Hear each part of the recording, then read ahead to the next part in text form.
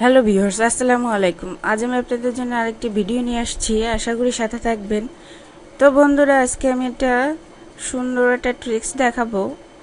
আমরা যারা computer use করে থাকি, তারা কম্পিউটারে কাজ করে থাকি, তাদের যদি হঠাৎ করে কম্পিউটারের মাউসের লেফট বাটন কাজ না করে, তাহলে আমরা আসলে কিভাবে কাজ করব।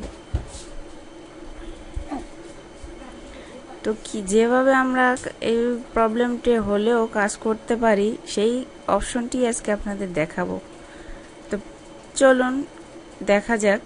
তো এর জন্য আমরা প্রথমে এই ডেস্কটপে আসার পরেই রাইট বাটন প্রেস করে দেন এখান থেকে পার্সোনালাইজ এই অপশনটিতে চলে যাব।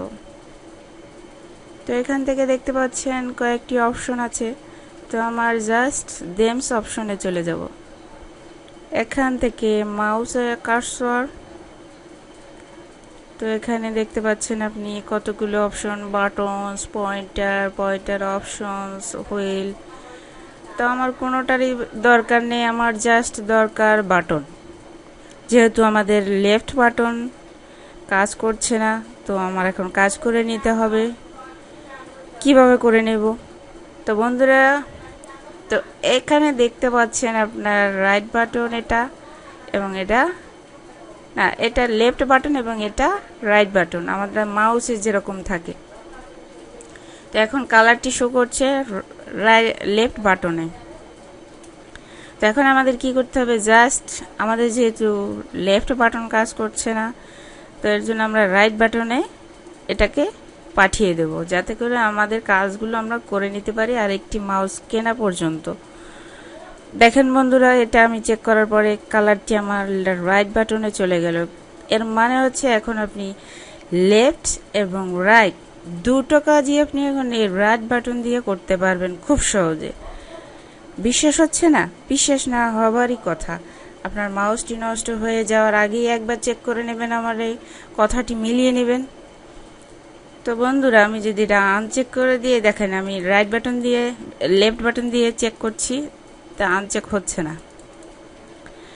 তো আমি যদি রাইট বাটন দিয়ে আনচেক করি, দেখেন চলে গেল। আবার আমি যদি এটা চেক মার্ক করে দিই, দেখেন রাইট বাটনে চলে গেল। দেন আমরা যদি অ্যাপ্লাই, দেন ওকে, তো এই কাজটি আপনারা করে নিতে পারবেন রাইট বাটন থেকে। তো আমার যেহেতু এখন দরকার নেই, তাই আমি এটা আনচেক করে দিচ্ছি রাইট বাটন প্রেস করে, দেন অ্যাপ্লাই, দেন ওকে।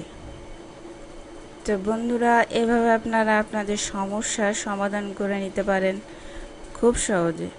ভিডিওটি ভালো লাগলে লাইক দিবেন এবং শেয়ার করবেন, সাবস্ক্রাইব অবশ্যই করবেন সাথে থাকার জন্য। Thank you.